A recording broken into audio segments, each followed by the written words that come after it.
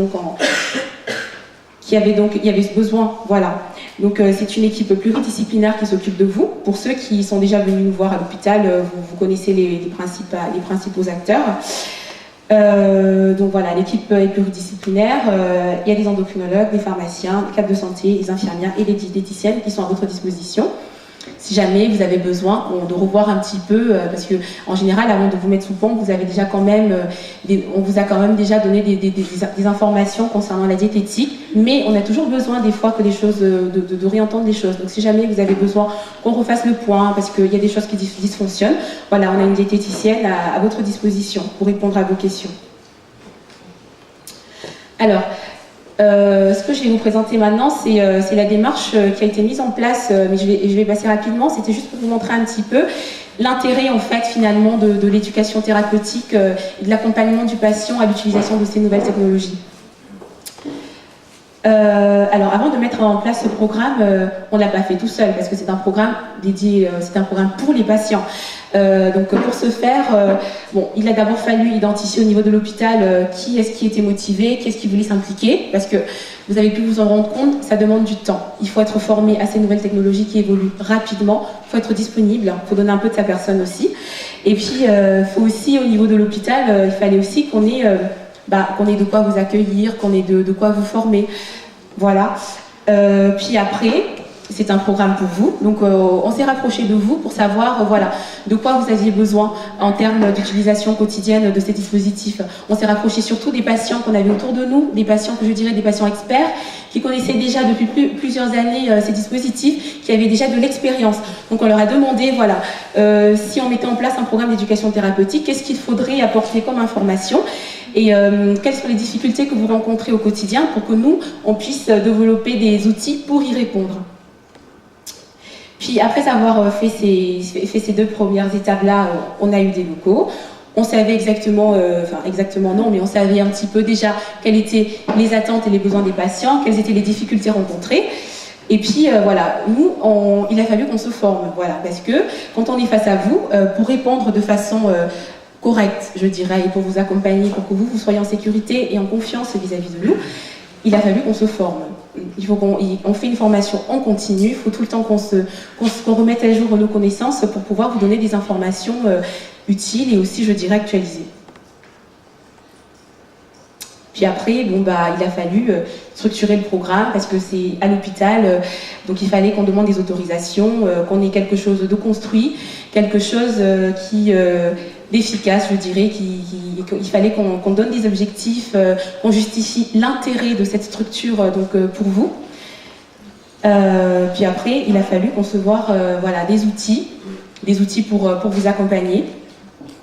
On a eu besoin de faire tout ça parce que c'est un programme validé. Un programme validé suppose qu'on ait fourni des documents qu'on utilise, qu'on justifie vraiment la mise en place de ces structures. Et on verra plus tard, à la fin de cette présentation, l'intérêt qu'on a eu à mettre en place cette structure. Puis après, bien sûr, qui dit projet, dit évaluation, parce qu'il faut être sûr que nous, déjà, c'est la première fois qu'on met un programme de ce type-là. Donc déjà, il faut nous qu'on évalue si vous êtes satisfait de la prise en charge qu'on vous donne, mais aussi qu'on évalue les progrès que vous faites, mais aussi qu'on s'évalue nous. Pour être sûr pour réajuster déjà notre démarche, pour être sûr que les recommandations qu'on vous donne quand on vous rencontre sont vraiment adaptées à votre vie quotidienne, qu'on ne vous donne pas des choses infaisables, parce que c'est bien beau de faire des recommandations, mais encore faudrait-il pouvoir les appliquer, et les appliquer tous les jours et de façon correcte, sans anxiété, sans stress, voilà, il faudrait pouvoir les intégrer à votre vie de tous les jours. Voilà, donc la deuxième étape, je vous disais donc, on avait donc interrogé donc, les patients experts qui nous ont dit, voilà, ce qu'on attend en termes d'informations quand on utilise ces capteurs de glucose couplés aux pompes à insuline, on a besoin voilà, d'avoir des informations sur comment adapter les débits d'insuline, les bolus, comment gérer les alertes. Hein. Alors, il y a différentes alertes dans les capteurs de glucose. mal paramétrés ou paramétrés très tôt, ils peuvent sonner très souvent et être une source de stress dans la vie, surtout pour des patients qui ont une vie active. La plupart de vous, vous avez encore votre vie professionnelle, et même quand vous êtes à la retraite, vous avez vos petits-enfants, vous avez votre vie.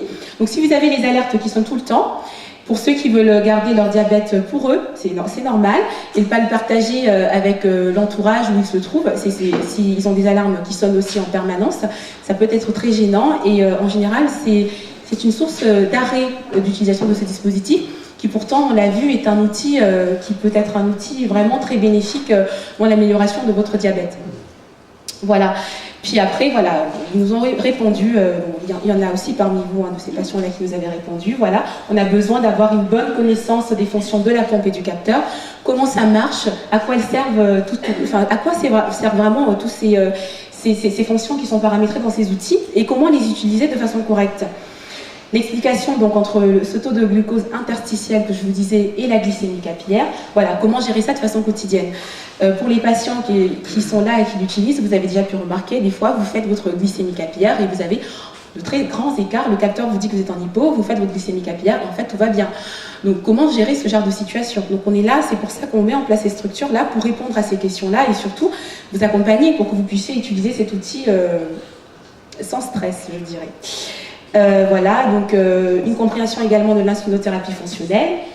Pour ceux qui ne connaissent pas, c'est l'insuline à la carte. C'est vraiment adapter mon débit ou mon bolus à ma vie, à ce que je mange, à ma vie active, si je fais du sport, voilà.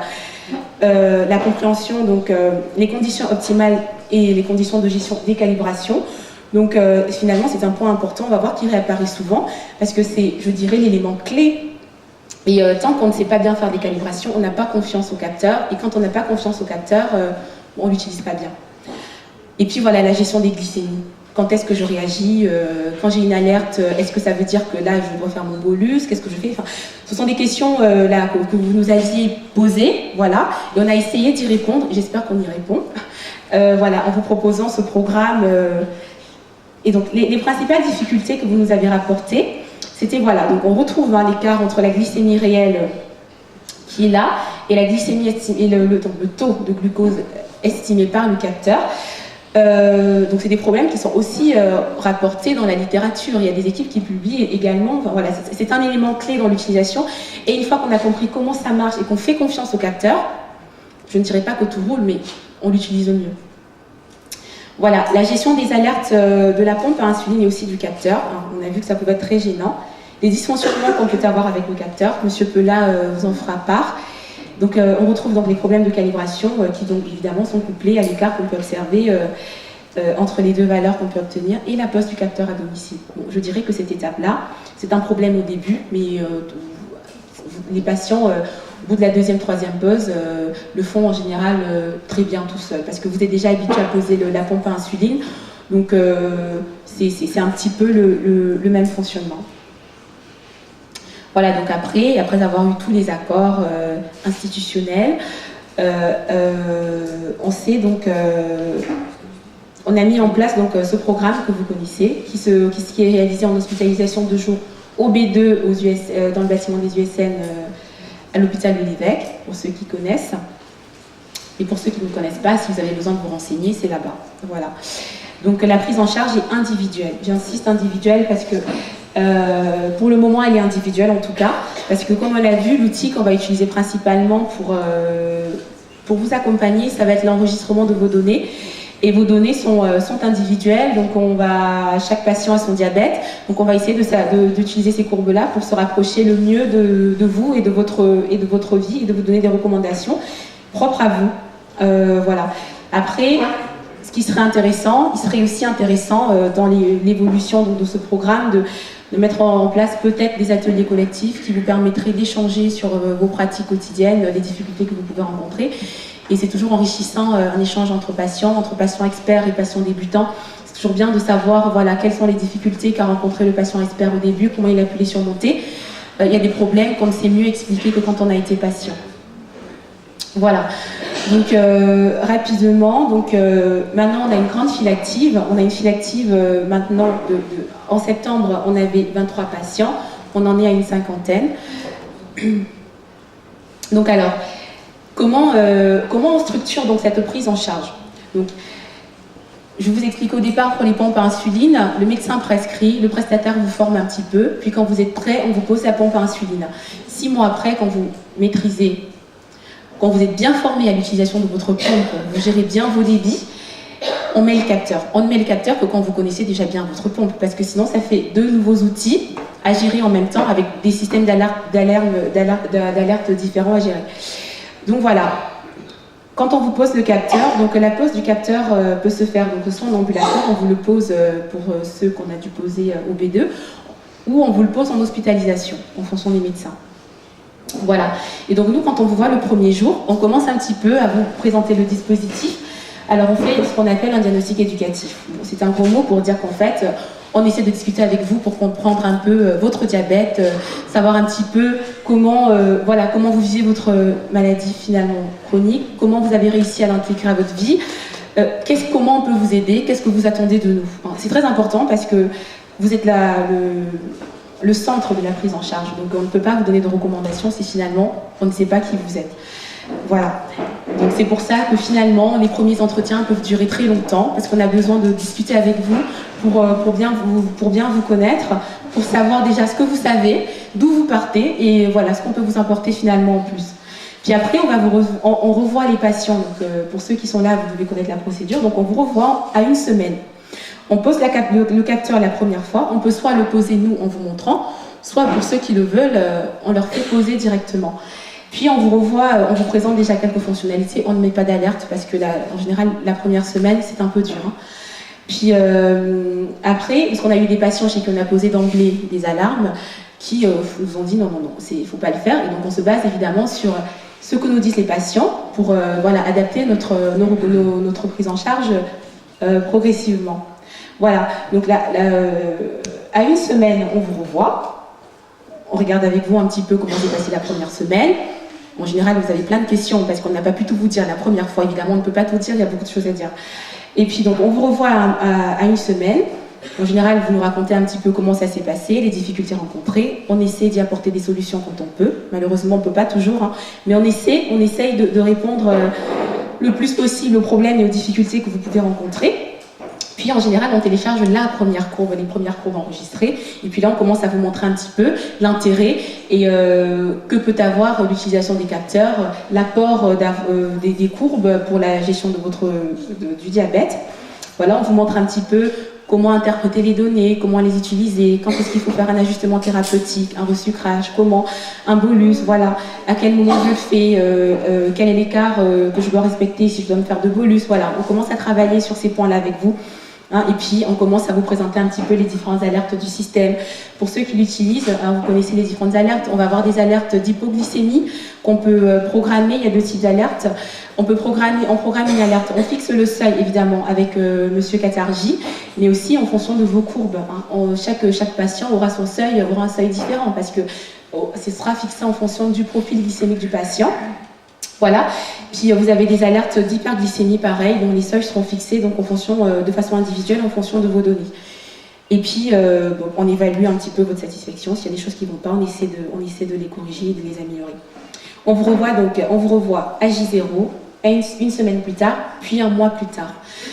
Puis ça permet comme ça, pendant le premier mois, si vous avez des questions, si vous avez rencontré des difficultés particulières, qu'on essaye un petit peu de vous accompagner. Puis en général, pour des patients, on reste toujours disponible et on peut faire un suivi téléphonique le premier mois et même plus tard. Hein, pour des patients qui en ont besoin, on reste toujours à votre disposition parce que voilà, vous avez besoin d'être accompagné, on a besoin de vous accompagner, voilà, pour que vous vous sentiez en confiance avec ces dispositifs-là. Et puis après ces 3 premiers rendez-vous qu'on fait le premier mois, on vous voit tous les 3 mois. On vous donne évidemment le matériel pour les 3 mois. Vous savez tous que les capteurs ne sont pas encore remboursés par l'assurance maladie. Donc c'est l'hôpital pour les patients qui en ont qui le finance. On est en attente de remboursement par l'assurance maladie. J'espère que ça ne va pas tarder. En attendant, voilà, sur Bordeaux, vous avez cette chance-là, que n'ont pas, je dirais, certains patients ailleurs. Et cette chance-là, on le doit donc, je dirais, un petit peu quand même à la mise en place de ce programme, qui nous a permis d'obtenir une prise en charge en hospitalisation de jour, qui permet, le temps qu'on ait le remboursement des capteurs, de compenser un peu les dépenses que vont générer l'hôpital pour l'achat de ces dispositifs. Voilà. Donc à la fois, cette prise en charge-là va nous permettre un petit peu de vous fournir des capteurs, mais je dirais cette prise en charge-là est surtout importante parce que ça va garantir la bonne utilisation des dispositifs. Puis on a évalué un petit peu si vous étiez satisfait, pour savoir si c'était correct. Donc en général, vous êtes plutôt satisfait, moins satisfait des outils qu'on utilise. On essaie d'y travailler pour vous apporter, des améliorations et mieux répondre de façon adaptée à vos besoins. Alors, l'intérêt donc de ce programme d'éducation thérapeutique, les bénéfices pour vous. Donc on est là quand même. Finalement, on devient des personnes ressources, je dirais entre guillemets, si vous me le permettez. On devient des personnes ressources parce qu'on est là quand vous en avez besoin. On ne répond peut-être pas au téléphone dans l'immédiat, mais vous savez qu'on est là et qu'on pourra répondre à vos besoins, à vos questions si vous en avez. Cette structure permet d'avoir un point fixe, je dirais, d'approvisionnement en dispositif. Quand vous n'avez plus de dispositif, quand vous avez un souci avec un dispositif, quand ça ne marche plus, on est là, on s'en occupe. Voilà. Et puis, on est disponible, bien sûr, je précise, en complément des prestataires qui font quand même un gros travail aussi avec vous pour répondre donc aux questions et aux difficultés que vous pouvez rencontrer au quotidien. Donc, que ce soit les pompes, les capteurs, mais aussi toute autre question sur le diabète. Voilà. Donc, pour conclure sur cette présentation en ce qui concerne l'éducation thérapeutique, voilà, je dirais que la mise en place de cette prise en charge donc pluridisciplinaire, parce que vous rencontrez plusieurs professionnels de santé, permet une prise en charge médicale et spécifique quand même, parce que vous savez que vous avez des personnes qui sont formées pour vous accompagner dans l'utilisation de ces dispositifs. Voilà. Cette prise en charge va permettre de compenser, comme je vous disais tout à l'heure, temporairement, en attendant le remboursement par l'assurance maladie, les dépenses que vont générer l'achat des dispositifs. Donc pour information, un capteur, c'est en moyenne 50 € pour 5 à 6 jours d'utilisation. Je vous laisse faire le calcul sur le mois, sur l'année. Alors, les inconvénients alors là, j'ai noté quelques inconvénients que m'avaient rapporté certains patients avec qui j'ai discuté. C'était le port du capteur aussi, parce que bon, c'est bien, ça apporte des améliorations, mais il faut quand même accepter de porter ce dispositif, qui est une difficulté au départ, parce que quand on a déjà une pompe externe ou une pompe implantable et un nouveau dispositif à changer tous les 5 à 6 jours, au début, voilà, ça peut être une difficulté qui est que vous surmontez en général très rapidement quand vous vous rendez compte du bénéfice que ça peut avoir pour vous. Le déplacement trimestriel à l'hôpital pour les patients qui ont une vie active intense. Bon, c'est vrai, il faut une fois tous les 3 mois venir nous voir, vous pouvez voir une après-midi rien que pour nous. Mais j'ai envie de dire, c'est avec beaucoup de bénéfices et voilà. Et la plupart des patients le font avec plaisir, j'espère. Voilà. Donc, puis voilà. La gestion des alarmes, oui, ça peut être aussi un inconvénient. Donc c'est pour ça que je disais la formation est individuelle, parce qu'il y a des patients qui le gèrent très bien et des patients chez qui on ne mettra jamais toutes les alarmes en fonction de leur diabète parce que ça sonnera tout le temps et ça peut être vraiment très gênant. Voilà. Donc je vous ai montré tout à l'heure, on vous a présenté avec Nicolas, donc on vous a présenté ces systèmes, l'efficacité que ça pouvait avoir. Donc nous maintenant on est en train de réaliser un petit peu avec le professeur Katerji une petite étude pour voir réellement sur ce que cette prise en charge qu'on vous propose, ce que ça va apporter réellement en plus du dispositif, sur l'amélioration de votre qualité de vie. Alors, je ne sais pas si on fait une petite pause ou si on passe directement à l'apport pédagogique de la lecture des courbes de mesure de glucose. On va d'abord t'applaudir. Oui, voilà.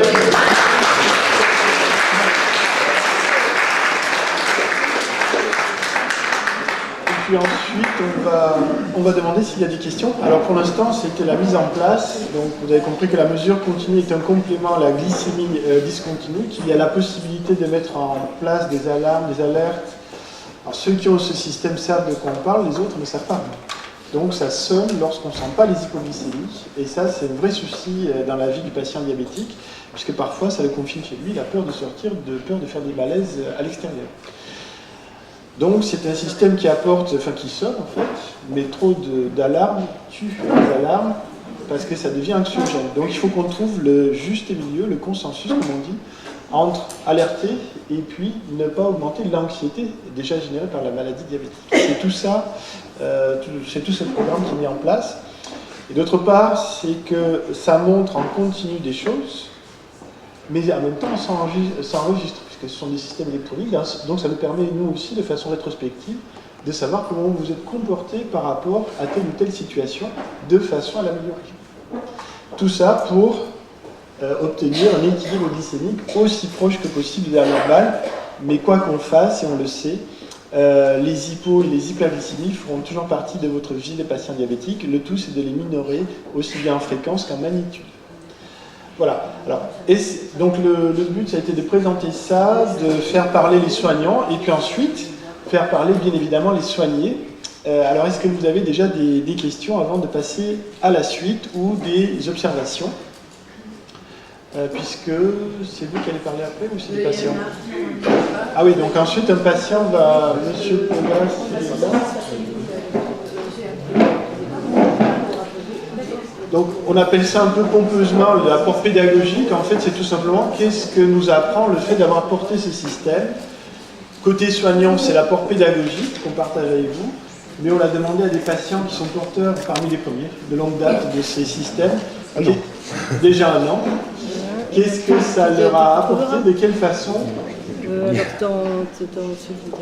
ils peuvent défendre ces systèmes auprès de vous pour vous convaincre de les porter si vous en avez besoin. La seule correction que je voudrais apporter à Michel, c'est que je ne décide jamais pour les patients. On parle toujours de l'indication médicale et on décide ensemble. Évidemment, pour que ça marche, il faut que ça soit un partenariat. C'est jamais quelque chose qui est imposé, c'est jamais une déclinaison du médecin vers le patient. À ce stade-là d'éducation thérapeutique du diabète, il faut que ça soit un accord et une décision partagée entre vous, bien évidemment. Alors, il y a des questions pour Michel et pour Nicolas, que je remercie au passage pour leur implication dans ce programme et que vous connaissez tous. Pour vous avoir eu au téléphone. Je ne peux pas mettre le support qui permet de charger la batterie. Et là, celui qui va rester,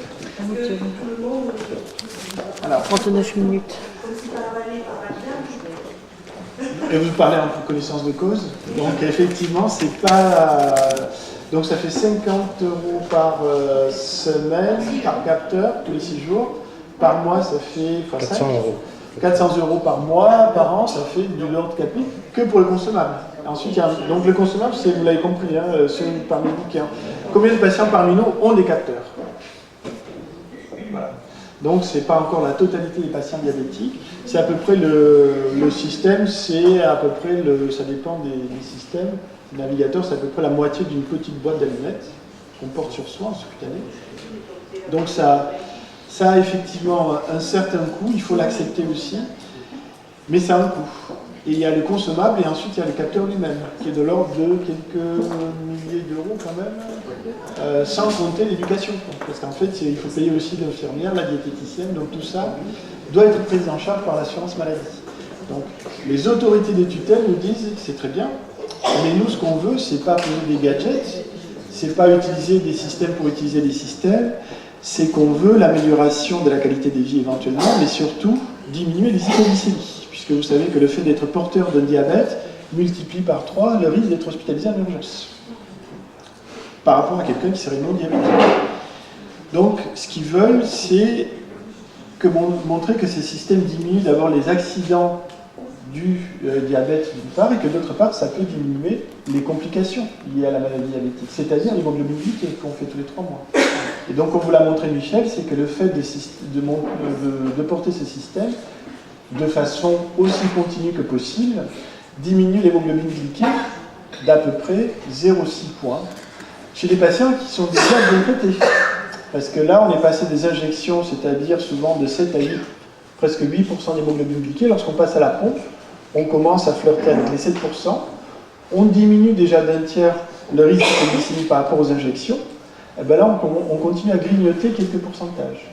Donc il faut qu'on démontre à l'assurance maladie que le fait de grignoter ces pourcentages diminue encore le risque de cécité et augmente parmi vous le nombre de patients qui auront 50 années de diabète derrière eux et même plus.